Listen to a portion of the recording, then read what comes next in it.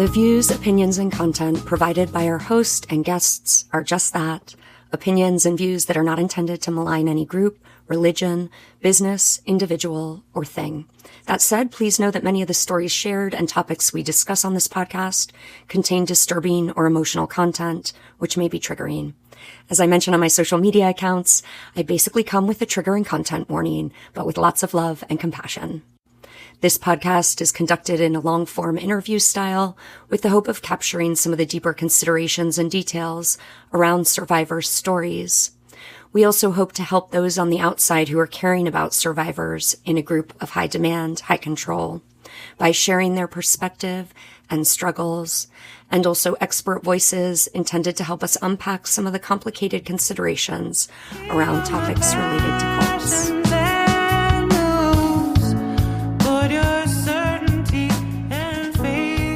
Welcome to part 2 of my 2-part interview with Pat Ryan and Joe Kelly. If you haven't listened to part 1, I recommend listening to that first. This conversation picks up from where we left off. I know you will enjoy. It was such a delight for me to have this time with them.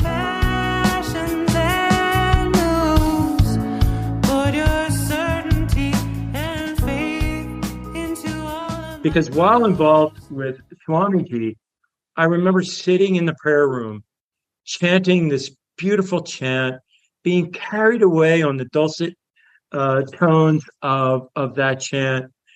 Somebody was playing harmonium, somebody was playing, none of this happened in TM, by the way. TM tried to present itself as very Western. So we didn't have much of that Indian beautiful mysticism that to this day I still value, that the beauty of the culture and, the specialness of it. And so sitting in that room, I was involved in being guided through an imagery of Radha Krishna as the supreme personality of divine love. And as I sat there, my eyes were closed, and I remember this inner voice saying, "Open your eyes." And I opened my eyes, and there was the guru sitting bathed in golden light. Bathed in golden light. So I had attended one Cult Awareness Network conference.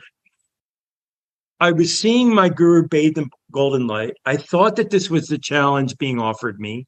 Okay, you can see he's real, yet you've heard an alternative. You have a new body of information to judge this internal experience.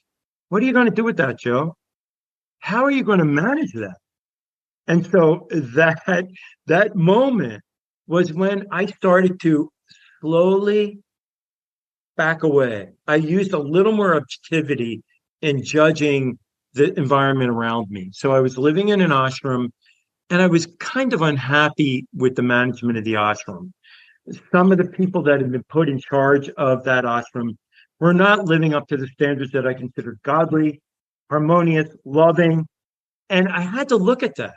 And I also had another measure, new standards by which I could look at the situation. So that really helped push me to challenge my own deepening commitment. And I began to kind of find ways of thinking independently, reading things that weren't on the recommended reading list, kind of trying to understand what was really going on here. And so there was an event that happened in the ashram where we all, made a big feast and celebration for the guru. The guru comes down and acts like a spoiled child. He's furious because he wasn't informed of this event, and we were trying to surprise him. It was a surprise party for his birthday. And he was acting like such a shit. That's the only word. And it was like that, coupled with the knowledge and the experience that others had talked about, was resonating. And I was hearing something that wasn't quite right. And I had to look at that. The final straw was when we were all brought together in a small group, and I was told that I had to move away from all that was familiar to me I had been staying in the ashram, but I also had my home in South Philadelphia, which is another part of the city. Pat also lived in that community, and there were some ex-members of TM that lived there. And he said, you should never go back to that group, never go back to those people. So they were setting up the conditions of limitation, which I knew to be questionable behavior. This happened to be a problem for me because Joe and another person in this group he was involved with that I went to Maharishi University with were in the business with me. And at one point we had 125 employees, 27 retail locations at Christmas time. We were manufacturing. And the Swami said, he's evil, you have to leave, which I think you guys gave me 2 months to, this is a company. And I was stuck with a lot of debt as a result of this. So I began visiting the ashram and bowing before the guru and sealing his trash until I gathered the information to document for the FBI that he was arranging marriages. And I was so angry because I had this business and, one of our partners was taking flying lessons. We were going to buy a plane. This was, and it just, my whole life was taken away. So two of the members of our business, me and a fellow member who is still involved in the group I was involved in, were challenging Pat because there were two of us against him. And at the same time, this legal action was going on and it was moving along. I was starting to question my decision when I went to the guru and I said, I'm about to go bankrupt. He quietly sat there and looked very wise and said, yeah, material world is quite difficult, unpredictable. Better to be spiritual. Sent me away. 2 days later, he called me back into the room and said, I need you to come up with $2,000. So I realized he was deaf to my concerns. My father had passed away, and he acted like it was something that should be blown off, and there should be no concern because the spiritual father should be recognized as your true father. So all of these stimulus were coming from him that I should be quite aware and move away. And in this time, gathering the information on my side because I was pissed off at my business partners and especially at this guru who was screwing up my entire life. And from the TM movement, I was told I was not allowed to associate with people that were in another path, or I couldn't advance in TM. So we were both being told we had to be apart, but I needed there. We had cars, trucks, all these things that a business has, and they were in different people's names. So when I began getting the documentation on the guru, I finally had it. I met with the FBI and I called his guru in London. And he hung up on me, and then I called him back and I sort of said a lot of things that he might want to say. But I let him know that if he came in the United States again, he was going to be arrested unless he freed my partners from the business. And so mysteriously one day, I had no idea what Pat was doing in the background. I was told to leave the ashram, and I showed up at my parents' house at 32 and with a suitcase and like a backpack, and they were looking at me like, kiddo, you haven't lived here since you were 25. What are you doing? What are you doing?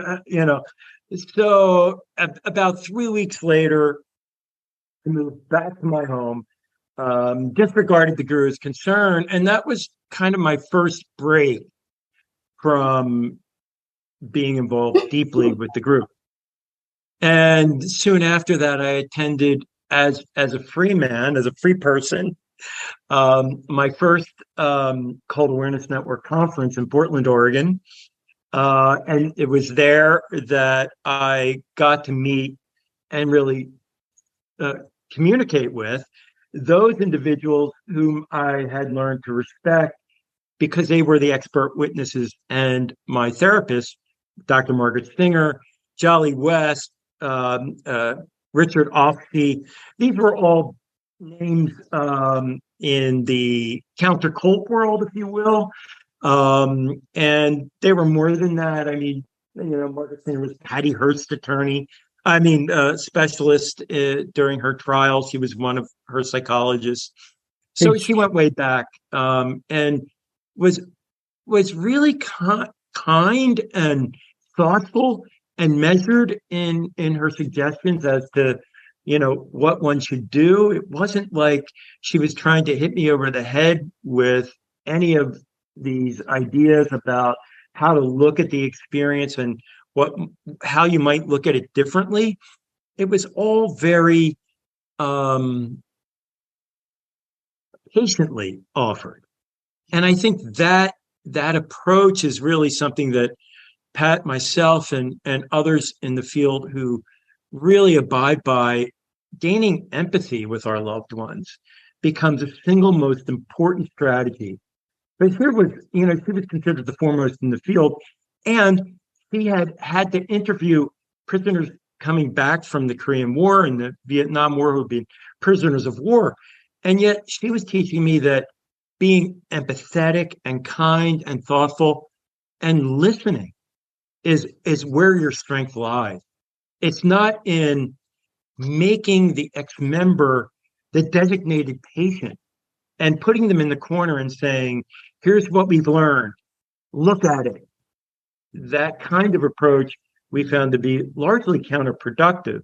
I mean, in a small percentage of cases, there might be some awareness, some awakening as a result of that. But I think, what we've learned is that really gaining that rapport and being respectful, learning the playing field of our loved one, learning what they love about their path in order to be able to talk about the difficulties that you're experiencing with their choices, as opposed to denying that playing field exists and that you found an explanation for it on the internet or on the web somewhere. There's an example. In some way, I think both Joe and I look at groups as aesthetic, having a different aesthetic, like art. And so if I came into your house and there was a painting on the wall, or you came into my house and you saw a painting on the wall and you go, well, that's really ugly, but we wouldn't have a lot to talk about. But if you came and you were looking at a piece of art on my wall and you said, that's really interesting, I like the brush strokes, the color choices, but I don't wonder why the artist did this. If you could find something that I love, you could find some area of agreement, then I believe you have the right to criticize. But if you can't see it through someone's eyes, I don't think you have the right. Well, we can't. Everybody has the right to do what they want to do. But in our model, you don't criticize. You've got to see it through the person's eyes. Well, I love that so much. And I think, that certainly one need not have had a cult experience to really give to cult survivors.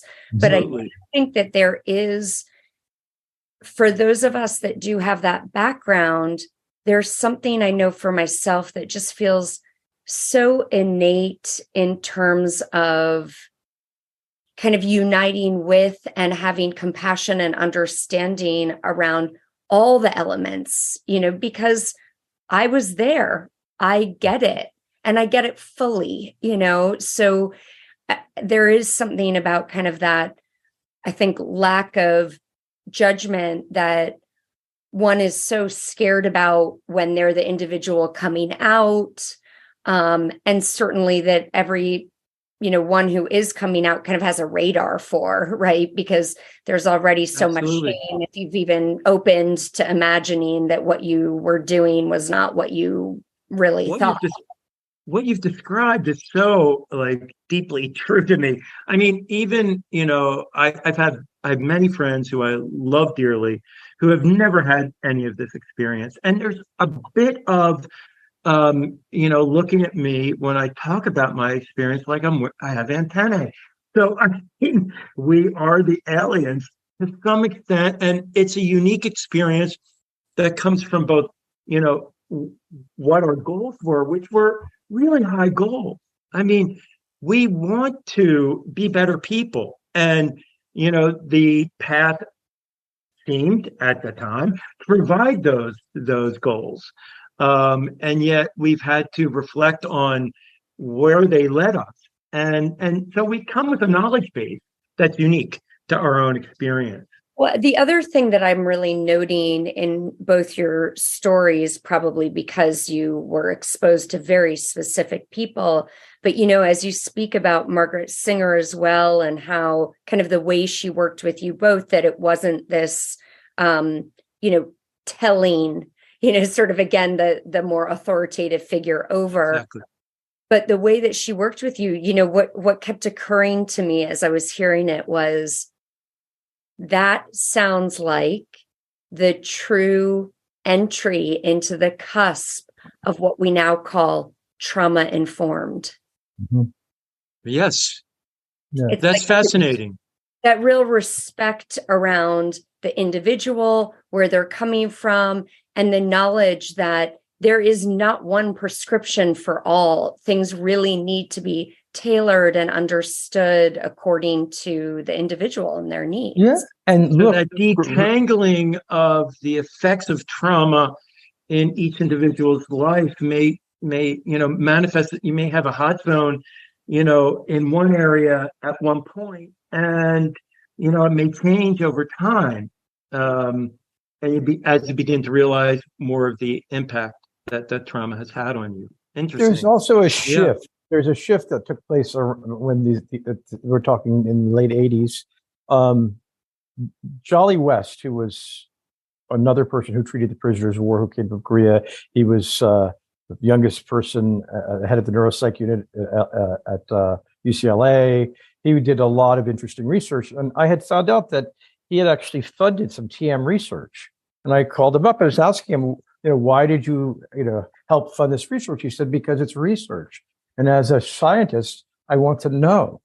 And he really emphasized this idea of you can't have a black and white perspective on groups.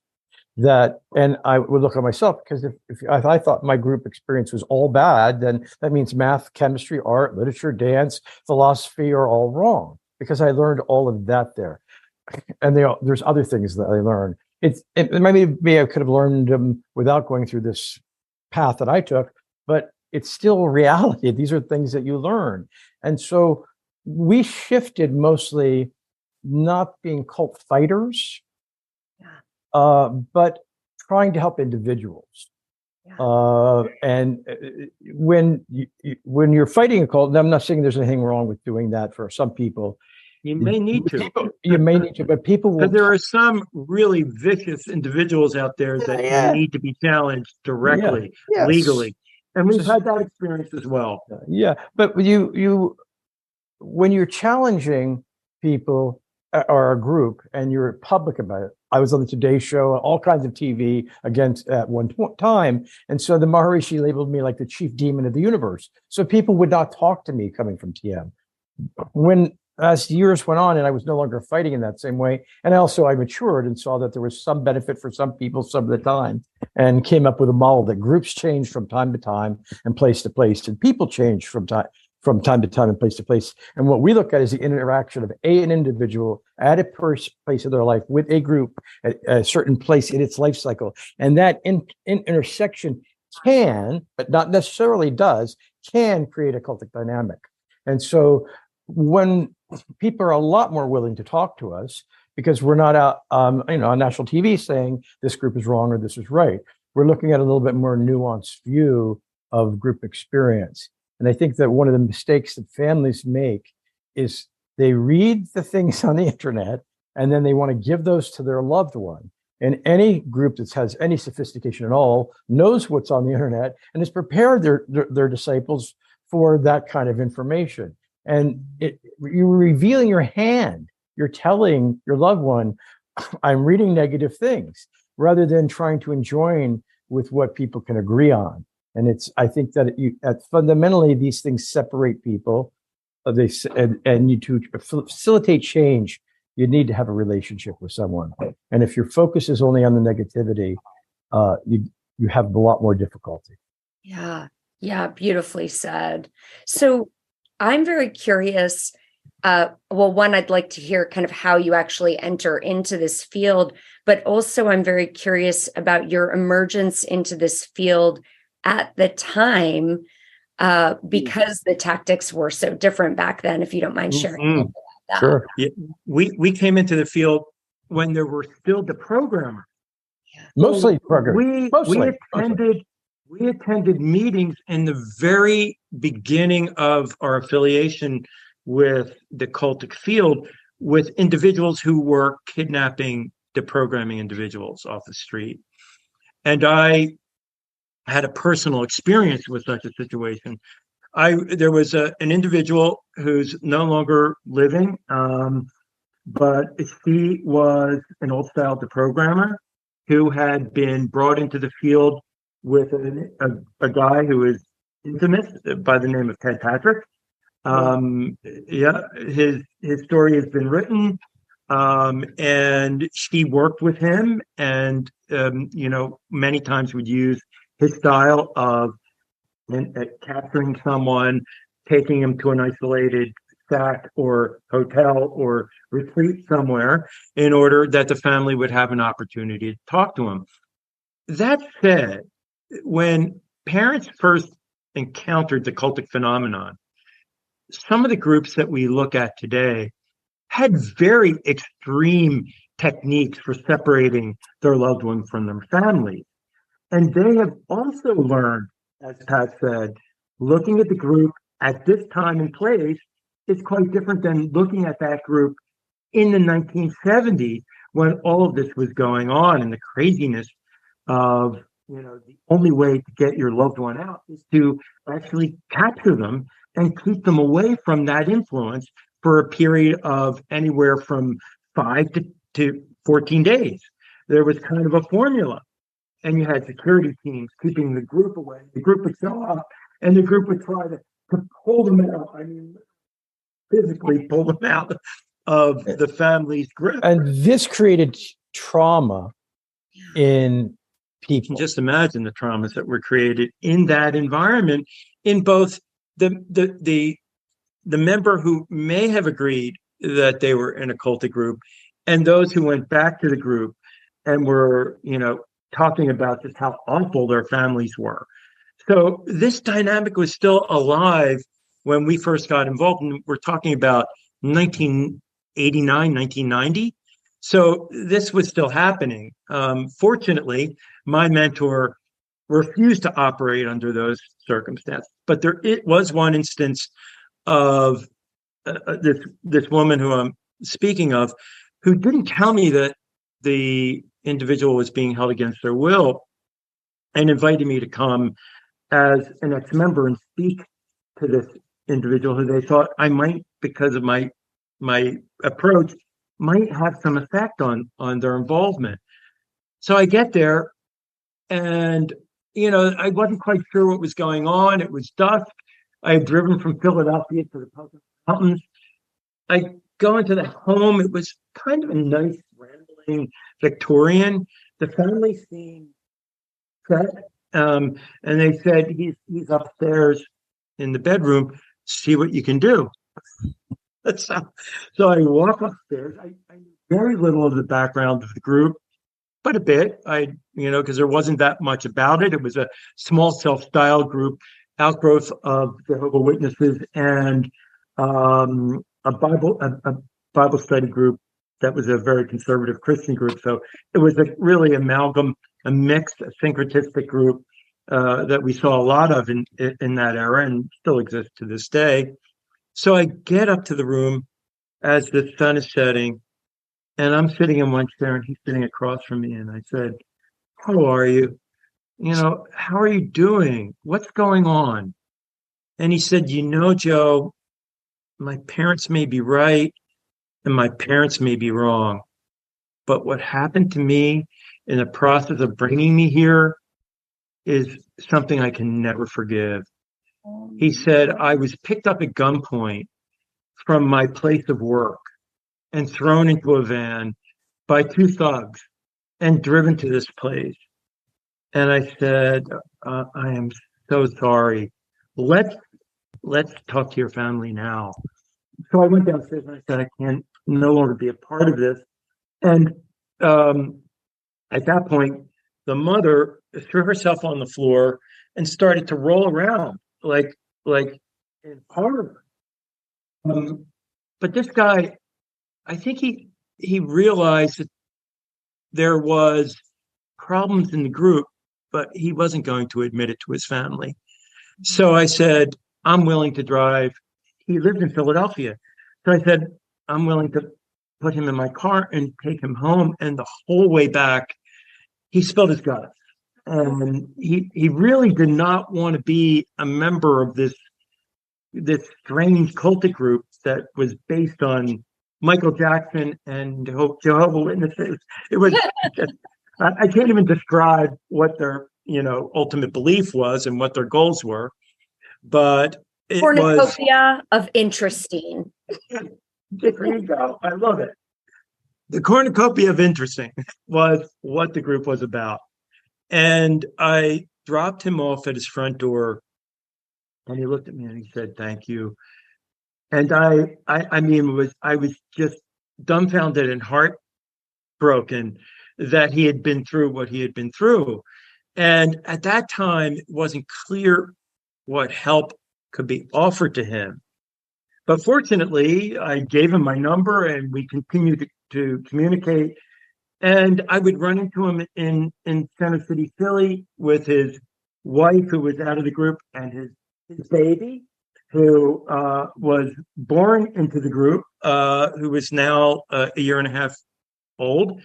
And, he just he didn't say much.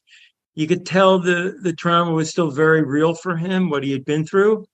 And so that taught me a big lesson about what trauma looks like from a cultic member who had been pulled out of the group in a way that was unethical and immoral. And yet the parents felt that they were doing the right thing. They didn't know that these individuals who they had trusted had set up this kind of environment to bring their son to them in the hopes that he would see clear of his cultic involvement.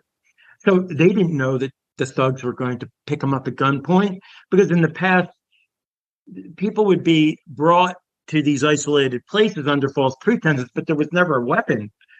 This was extreme. Yeah. And this is how far it had come. And I swore from that point forward that there would never be anything I would be involved in that be coercive, and that I wouldn't get an agreement, that I was there with their acceptance. But we, families get desperate, and they also do things that we don't allow. Joe and I worked on a case one time, and I got the sense, just some sense, that something wasn't right. So I told the family I would talk to their son. Joe would talk to their son, but only at a restaurant, because I was like, something doesn't seem right. And the first thing I asked him was, "How did you get here?" And he said, "See all those people there? They kidnapped me and they're holding me." And so I said, I walked over to the family and I said, "Either you take him back or I'm calling the FBI, because I am not going to jail because you've done this." And 2 months later, they told me that their son really wanted to talk, and they did it again. Oh my gosh. So we became very vigilant. Other interventionists lied to us and kidnapped people, and we didn't know. Parents do these things, and you don't know. So we have a responsibility to be very vigilant. And the statistics on people who were deprogrammed in those ways, it's not, it's about half the people maybe left, but they're still talking about their trauma now. 30, 40 people years who later. left the group and still will have nothing to do with their families. Nothing. Because of that experience. Well, and it's so all these things are just, these discoveries are so important. And I honestly can't imagine kind of the level of responsibility also that does get placed on the two of you because, people can go rogue, but really at the core of that are just such heightened, extreme feelings because they care. And I always say, parents may look crazy or the families may look kind of crazy in terms of the extent that they'll go to, but that's just symbolic of what they're feeling inside. I mean, True. Have a gun? Yeah. Yep. I can't tell you how many families I've spoken to where I hear a parent say, I want that person dead. Absolutely. And it seems to be this a is something common theme. we spend a lot of time with families in our process, about 3 days, well before any type of intervention, to help. We want the families to distill what their concerns are, and because what I might not like about a group, why I left TM is obscure in many ways. Somebody else might find it fine, and so there are families who the only reason why I was on an intervention one time with a family from Japan, and they could care less if their son was involved in a group until their daughter wanted to get married. And in that society, at the level of society the family was at, background checks were done and it would show up, and their daughter would not be able to marry someone of their class. No. So motivations on why people want interventions done. We want to be clear on goals, and that can be distilled only after sitting and meeting with those people. They have to trust us, and we must trust them that their motivation is equal to what we think the situation deserves.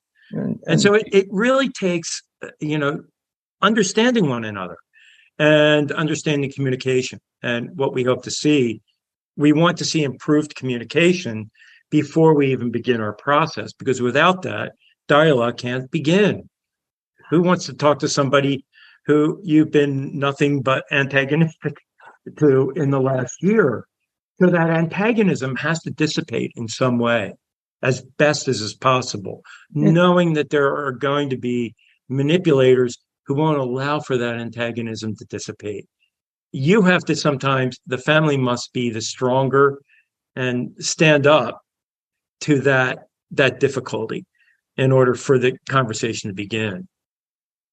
Well, and then you've got all the complications. I'm just thinking of some of the family members that I'm in communication with, and you have some of the complications also around, let's just say parents, for example, having also differing opinions about what's going on, or differing level of care or perspective about giving the young adult the freedom versus, engaging in trying to break them away. Yeah, and this individuation period is a natural part of growth within our culture. And so knowing when to intervene in a way that's not going to interfere with that individual coming to their own understanding of their place in the world is kind of complicated and layered.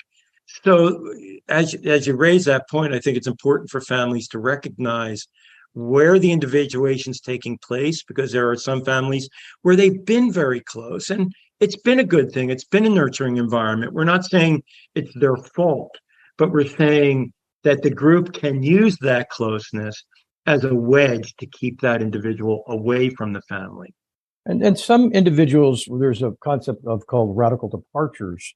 Some people do extreme things to become themselves.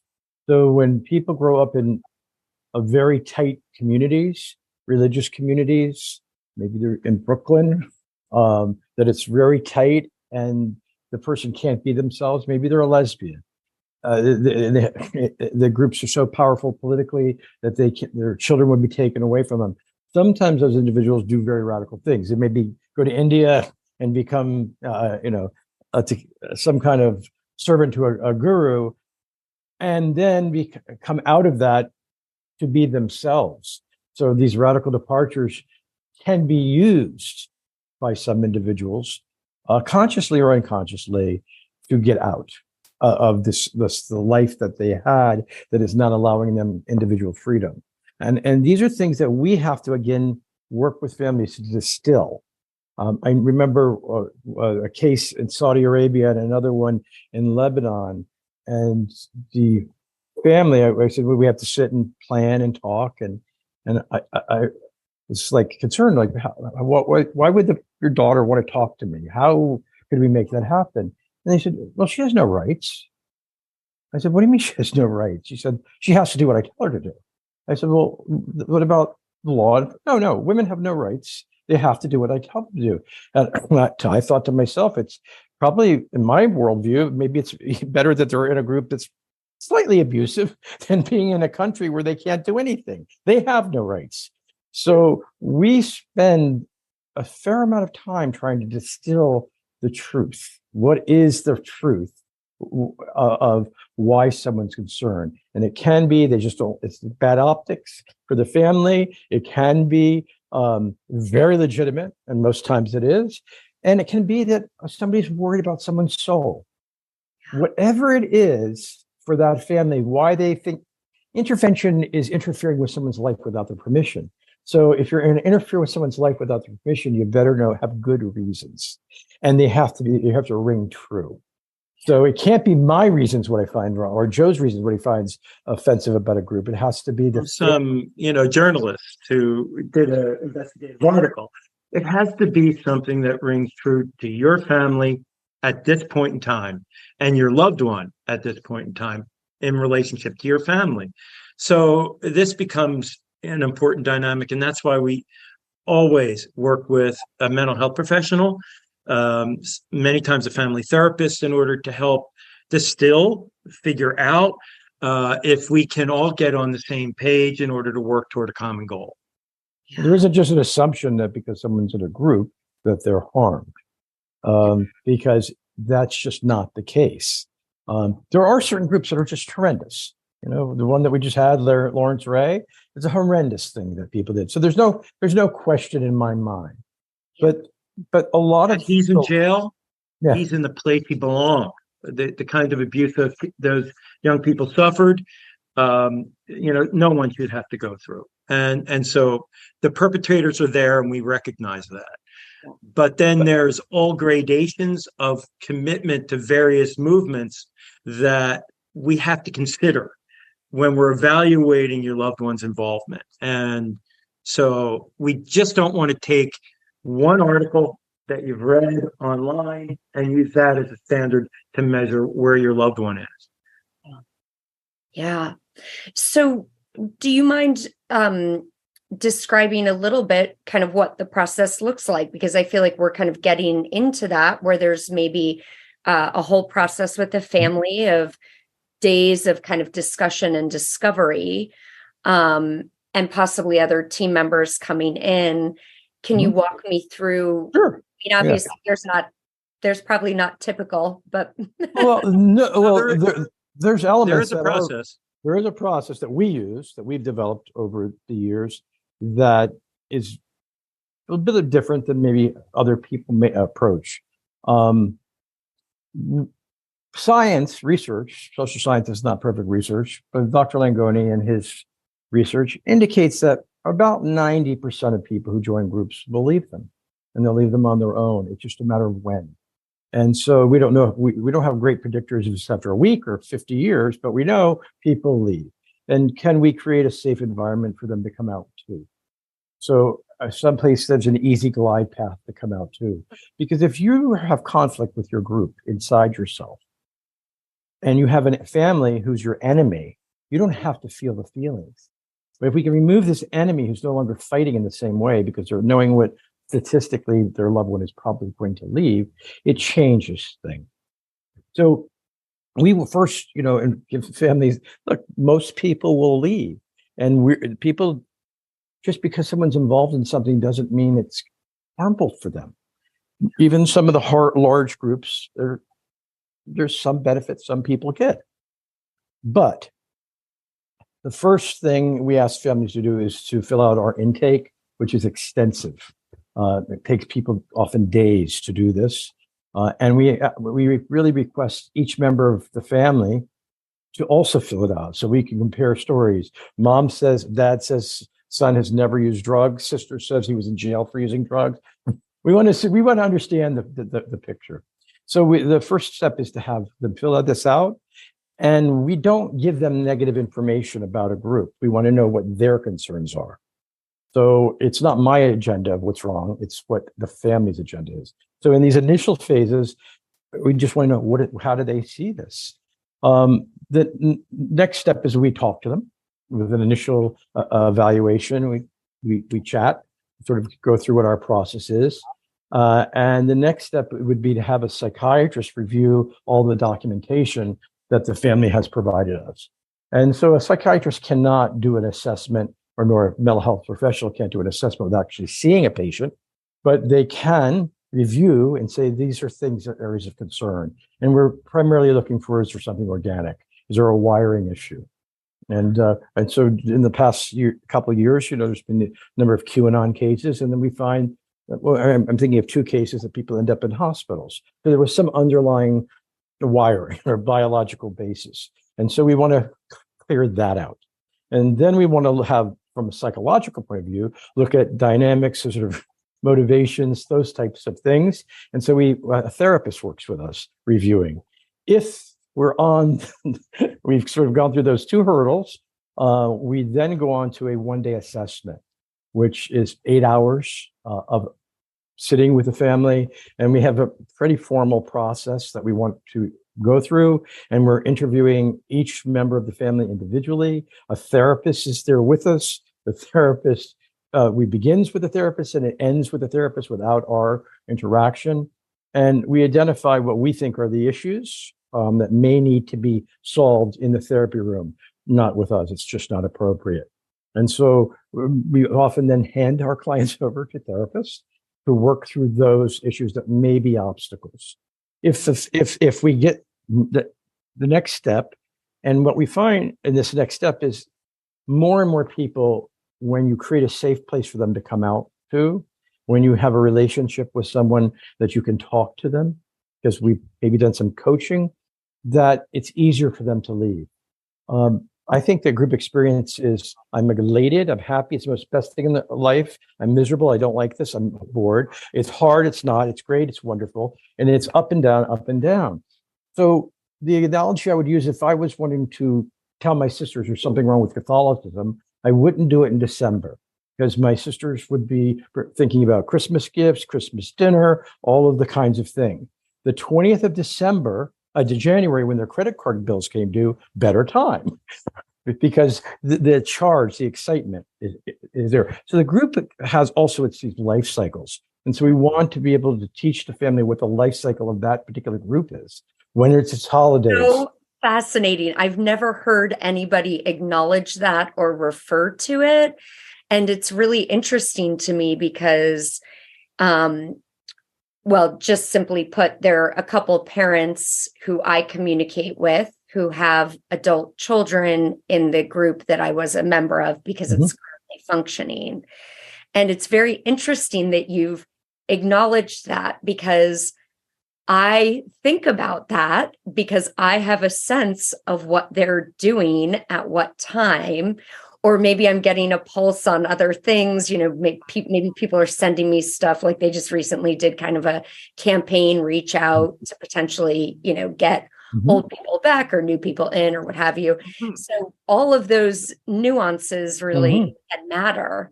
They matter. And so that if you can have somebody in your family system or friend group who can maintain the pulse on how that person's thinking, our success in some ways has a lot more to do with knowing when to act than acting. We're not going to minimize our skill set.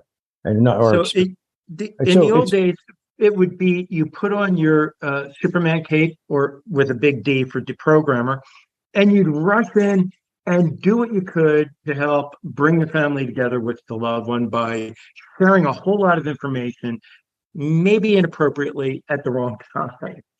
I mean, we were lucky in that most of the cases we took, we were familiar with the group and we had an ex-member who was solid, and they worked out. But in retrospect, we realized we could improve upon that just by virtue of the kind of things Pat's talking about.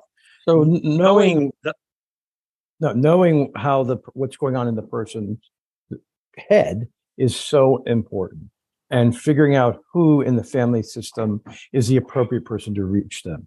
And to illustrate it, it was a case we have we've been working with for a number of years in Europe, and it was a big family. I think 8 kids. There was 2 children who joined this group, and it's kind of abusive situation.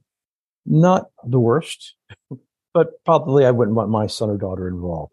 But there was also a coming of age story within that, where the individuals were coming to an awareness of who they were, which went counter to the family tradition morality, which creates a gap. And so you have these kids leave, and the family had done all kinds of things, and there was no relationship, period, end of subject, with their siblings, anyone.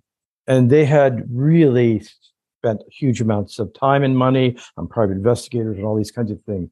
And they met Joe and I at a conference in Europe, at Bordeaux. And we sat down for about 10 minutes, and we just asked a couple of questions. I said, so you got, I think it's 8 kids. I said, your youngest child, how old was she when they joined and left the family? They said, I think she was 8.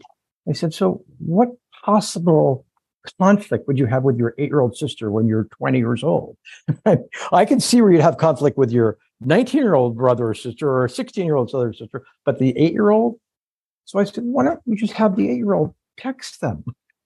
And the 8-year-old texted them, who's now 16, texted their brother and sister, and they immediately responded. And they went out on lunch. And so there was a bridge. We found that person that was safe. And I think that what we try to do is identify those things. And so when we were talking about that process of first doing all this clearance, assessing the situation, trying to figure out, is this appropriate for intervention, or is this a likely a situation that's going to resolve itself? If it is a case that that's going to resolve itself, we just do some coaching. If it's a case that we think an intervention may be appropriate, that's another whole process. This involves a 3-day preparation, and then frequently 6 to 9 months before we would even attempt an intervention. But we wouldn't attempt an intervention in any way if the person was in the bad mental space, meaning they're elated, they love they're so enamored by it. I think that most people, in my experience in the recovery world, most people were miserable a lot of the times when they were in their groups. They had an outward face and an inward experience. And so knowing when someone is miserable and giving them a dignified way out, showing them respect, not criticizing them for what they've done to the family, and along those lines, you can pave the way for most people to leave. If that's not successful, then we do have a process of intervention. And it is quite complicated to explain the uniqueness of how we approach each case. So there's many models that exist on how people are influenced. We have Veit model, we have Lifton, we have Singer. There's all kinds of models that exist. And I don't think that any model personally represents all situations. So what we want to do is figure out what pieces, what elements of what models would be appropriate to bring together to talk to someone with. Maybe Lifton's concept of thought terminating cliches and loaded language. That may be a concept, but maybe the other stuff doesn't apply. And maybe something about a particular kind of influence. So we need to tailor these situations to a particular case. So not one looks like the next. And most people that Joe and I do interventions with don't realize that intervention has occurred. And it's a problem because at conferences, when we're talking, it's embarrassing sometimes when people came up and said to me, when we met, was that an intervention? And I say, yeah, of sorts, because this is a very gentle, respectful process. And it's not 7 days or 5 days. It has its own rhythm. And I learned this many, many years ago from a man named Dieter Roman in Germany, still in this field. And I went to Germany to work on a case, I don't know, it was in the 80s, I think. And we call them cases in America. And he called them stories. And just that difference in term, case, story. This is their life. And his approach was to develop a relationship with the people that he's talking to. So when I went over to help talk with the person, he had already developed a relationship with the person for 6-9 months of just real. It was a genuine relationship. And then it's time to intervene. So I think that this sort of cognitive shift of case to someone's story, for me, made a huge difference. So I think that the idea that we came into the field with way back when, in the late 80s, early 90s, there was this concept of snapping, that people snap into a group and then they need to be snapped out, which means instantaneously. So you would have a 3-day block to bring them from one way of thinking to another. Highly unrealistic. I mean, what therapist would do instant therapy on any client and expect a result? I feel it's hubris. So I think that our process really involves a lot more patience, and maybe sometimes more patience than some families have, in developing the relationship over the course of time, which requires diagnosis. So we're testing the environment to see what hooks we can draw upon and what we need to let go, what's not going to work. So a balance sheet. What assets do we have? What deficits do we have? And how are we going to use the assets to overwhelm the deficits? And it's kind of like... Yeah, and this sort of process, the way I'm describing is lengthy, doesn't mean that there are cases that we meet with a family and 10 days later we're trying to do an intervention because it is required. Maybe it's life and death. One case, someone became a breatharian and they went from 140 pounds to 86 pounds. They were dying. These are situations where you have to act. So I will just, if you're interested, I can illustrate a couple kinds of cases that we've done to give a sense of where approach. So I think of a particular case where a wife joined a group that was pretty not good. It was not necessarily a healthy group for her, but mostly it wasn't healthy financially. But maybe in other ways it provided something. And the family attempted intervention in another style, and that led to the essentially going to be a divorce. And so when I met with the family the first time, I thought, this lady, this woman, perceived her husband as not spiritual.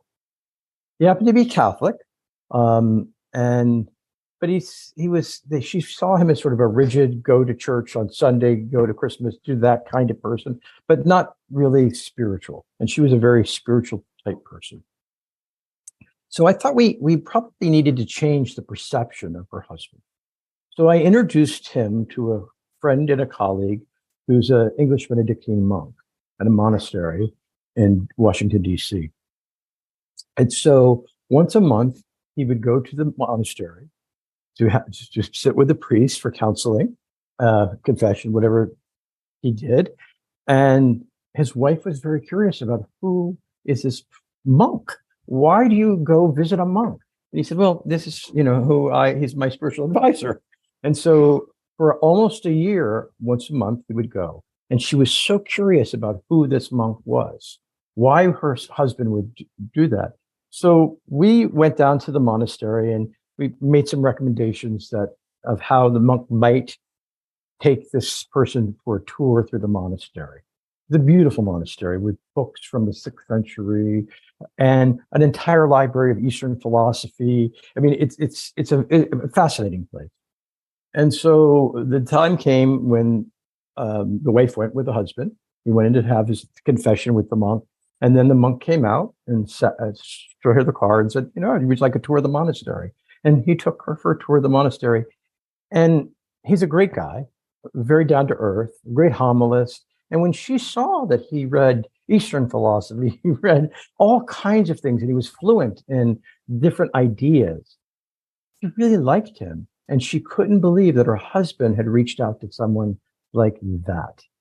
And that monk he was worried that, if they got divorced, he couldn't get remarried again. And the monk is like, oh, that doesn't matter. And he said, the monk told him he was worried his wife was going to go to hell. And the monk said, that's ridiculous. But this because they were religious people. So the perception of wife was changed. Husband stopped criticizing. We needed to insert ourselves into this situation. So we started at Christmas time, we sent him some books and wrote, I hope this is helpful in you understanding this particular form of Taoism. And the wife wondered, who are these people that have sent you books about that? Because we really wanted him to understand that the ideas, the concept that his wife was involved in. And we also wanted the wife to see that her husband was a lot more flexible than she saw him as. Yeah. And over the next 6 months, it's a love story that is kind of emotional. He would, about once a month, he had his journal and he would call us up and he would read his journal about what he was going through and what his wife had done and where he struggled. It's a beautiful story. So he called one day and said that she wants to leave the group. And I said, she's going to say that, but she'll probably go back because just all the signs weren't there. And indeed, she left. And a week later, she rejoined. And then it happened again. And the last time, because she was opening up to him and telling him how unhappy she was because he was safe now. He wasn't that person who had attempted to program her in the past. He was a safe human being. He called and told us that she was really unhappy. And I think Joe said, or one of us said, just say to her, you gave it a good shot. And that's what he said to her. I said, don't say anything more. And she said, can you go help me get my stuff? And she went to the place, got her stuff. And, like 6 months later, she wanted to meet us in person.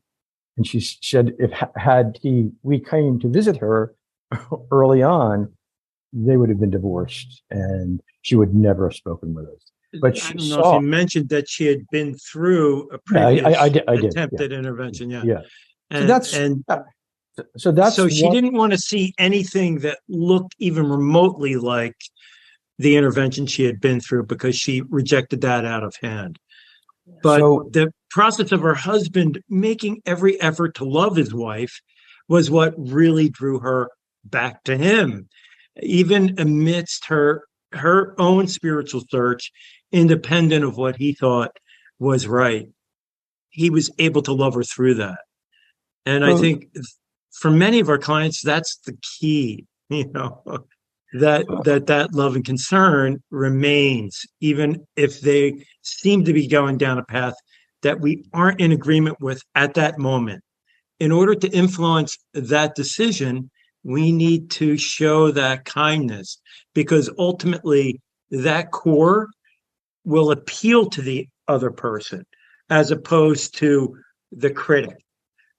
Well, because think about how that also has to be real, right? When you talk about the love, that really is the harrowing element of love. When you are not at all into what your partner is into, they've literally become a different person right before your very eyes. You are going to make that commitment to go, I'm going to love you anyway, and take these small steps and remain and spend some time that I'm giving over a year or maybe more or whatever it is of my life and kind of the happiness to see what might transpire without any guarantee. You raise an important point that sense of almost hopelessness in the very beginning, can be built upon for those looking for those little glimmers of hope, which can be expanded upon. So both of those things can happen that, in the very beginning, you're giving a lot and getting very little. And yet over time, if guided right, and we do no further harm to the relationship, that's an important component in them seeing that you're worthwhile. And the group has to see that you're worthwhile because we are dealing with the gatekeeper to some extent. Right. That individual on the outside of the relationship who's encouraging a certain distancing potentially in the relationship if you present a barrier to them achieving their goals with your loved one. So when we were talking about our model, the first thing was this man filled out this intake. We looked at the situation. We did an initial evaluation. I spent a day with them doing an assessment. We tried to figure out. Then we met for 3 days with the monk, the family, friends. Not too many people, maybe 6, 8 people. The sons, yeah. The sons, and we tried to figure out what pieces of what models would be helpful. The word cult was not a model that's going to be helpful. Being brainwashed wasn't going to be helpful. Mind control wasn't going to be helpful. But there were elements of different or models or different theories, pieces of it, that together they could create that thing that for that person. And so I think that our success, again, not minimizing skill, has a lot more to do with trying to figure out when to act and how to set the conditions for an intervention to be successful. And an intervention doesn't mean that we have to be there. It can be done with some coaching. Now, there are cases where that, when it becomes life and death, there's a difference between quality of life issues and life and death issues. And so many times we're talking about quality of life issues. And in our field, people want to make the quality of life issues life and death issues, and they're not that. So when we look at always Heaven's Gate and Waco, we need to distinguish these differences in order to be effective and to be real for the member who's involved.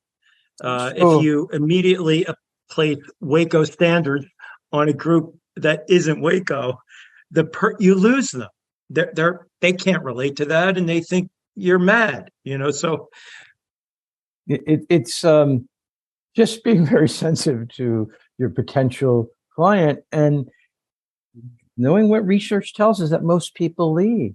And can we create that safe place for them to come back to? I think the family concern is really what damage is done along the way. Do they lose all of their income, finances that they need to rely on to live a decent life? I mean, these are all the concerns that are legitimate on the family side.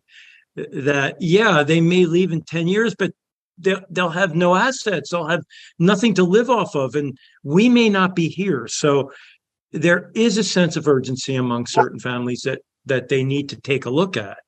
And so we try to evaluate that with the family to see how we might influence that influencer, that gatekeeper, in order that they might release that individual. So we try to work both with groups and with loved ones in order that they might moderate their approach to the situation so that they can be measured and not so emotionally overwrought in every conversation. Every conversation need not be a mini intervention, so take some time to just hear where your loved one is at.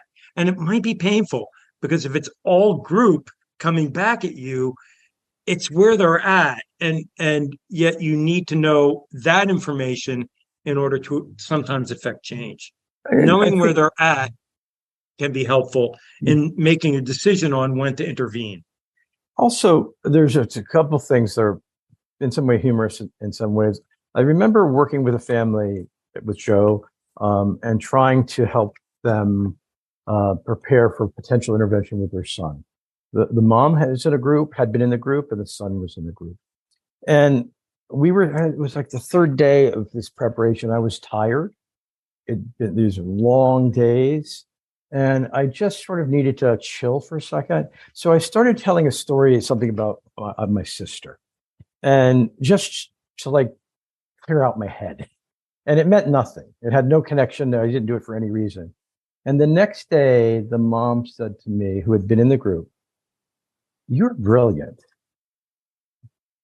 That story you told me yesterday, how did you know that was going to be the thing. It was just amazing. And I sat back and struggled for a second. Do I just go with that, or do I not go with that? And she had been in a system where you were trusting someone. And I said, well, the fact of the matter is I was bored. And the story had nothing to do with anything. I was just tired. I said, and there was a pack of mints. I said, sometimes a pack of mints is just a pack of mints. And for years at Christmas time, I got a pack of mints in the mail because it wasn't magic. It just happened of a time. And so we have to respect that we're not magicians. What we are people who have had an experience and can appreciate what someone loves about something. And if we can do that, then we are not the enemy. And frequently we can do something that the family can't do. And that is, or the group member can't do. We can get the family to understand. So Johnny has been wanting his parents to understand Group Z for 10 years and couldn't get them to understand. And we have helped that family understand the group and find out what they appreciate. And so that moves people. So this reminds me of a case I did a long time ago in Canada, where the father was a diesel mechanic and his son was some philosophical, sort of genius in a very destructive group. And the father had tried, the family had tried, he cut everyone off. And so we realized we needed to change again the perception of the father. So the father, it was a big group, and this group has some text, a lot of text. And so we spent about 3 days with the father teaching him the core of what the philosophy was. And so that when we met this guy, the father said, so what I got out of reading this, I know you asked me to read this for all these years. I never read it. These guys really helped me understand it. What I get is this. And he just said the essence of it. And the son started crying because he knew his father loved him enough to read and try to understand. He saw the stretch. Then he wanted to talk to us. So our work is slightly different than other approaches. And I think that we're much more open to many different points about groups. There are people who like the group, don't like the group. We try to engage with groups. We try to find out what the group's needs are. And we're not here to take them down. They may need to be taken down, but that's not our role. And I think that's probably brings us to more success in what we do. In bringing the family together than bringing the group down. Yeah. So there are many families who approach this by saying, I'm going to bring them down, which creates that antagonism that prevents their loved one from being able to even communicate. So they want to go after the big picture, and we're trying to get them to focus on their individual relationship with their son, daughter, husband, wife, loved one. Well, because there's some ideas. Yeah, no, it's amazing. Thank you so much for the examples. And just, I feel like this is such a huge gift to our audience to really understand in the way that you both chimed in and filled in kind of all these layers. I mean, it is so complex and so many variables. So I so appreciate this. And I wonder, maybe just before we end, I feel in many ways that the two of you have been speaking to the families as we've, had this interview, but I wonder if there's just anything else that either of you want to say, or anything maybe that we haven't. Yeah, there's one thing, and it's something that we start most of our workshops with, is that the similarities between your loved one and other groups maybe are obvious. Focus on the differences. What is different about your loved one's story than other people's story? Because it's in the differences that you get inside. It's not the similarities, they're there. And so many people want to focus on the similarities. Oh, they're meditating 4 hours a day, thus this. They make them give up this, and just like the Moonies do, or they do it like this does. They're looking at the similarities. And so we always say, focus on the differences. What is the unique relationship your loved one has with a particular system? And my feeling is, don't lose hope. Yeah. Really maintain the hope that at some point, because there are people who have been involved for 10, 20 years and who have come back to their families at some point. So by not losing hope, you're always preparing for the opportunity for them to return. And create that opening is, and we don't mean, false hope. Create hope based on knowledge. So getting the most knowledge you can without doing damage to the relationship any further. And showing your loved one respect. They're not stupid. They've made some decisions. And the last thing I'll say is a short little story. Where I live, people have an idea of what we do for work, and they can't believe that I ever believed any of the things like I could fly. And so next to my house is a barber shop in the next house. And I was getting my hair cut when I had hair. And the deputy mayor was there getting his hair cut. And John the barber said to me, tell the mayor, what you do. And I started approaching the subject. And he said, I just don't know how anyone could believe that kind of thing. It's just ridiculous. And I said, well, that's actually an interesting thing, because tonight, we have, it's every month, we have a seminar. About 20 people come. It's $250, just next door. You're welcome to come. You don't have to pay the $250. And he's taking down all the information. He'll be there. And as I walked out the door, I said, there is no seminar. That's how it's done. The barber is who you trusted. This barber said to trust me, and you bought the product. There is nothing. That's how it's done. And so he learned a lesson. And I think that in that story is what everybody has been taken, bought stock or property, made decisions because of someone they trusted. And so then when you can show your vulnerability to your loved one, you're paving the way for them to show their vulnerability. So beautiful. Yes.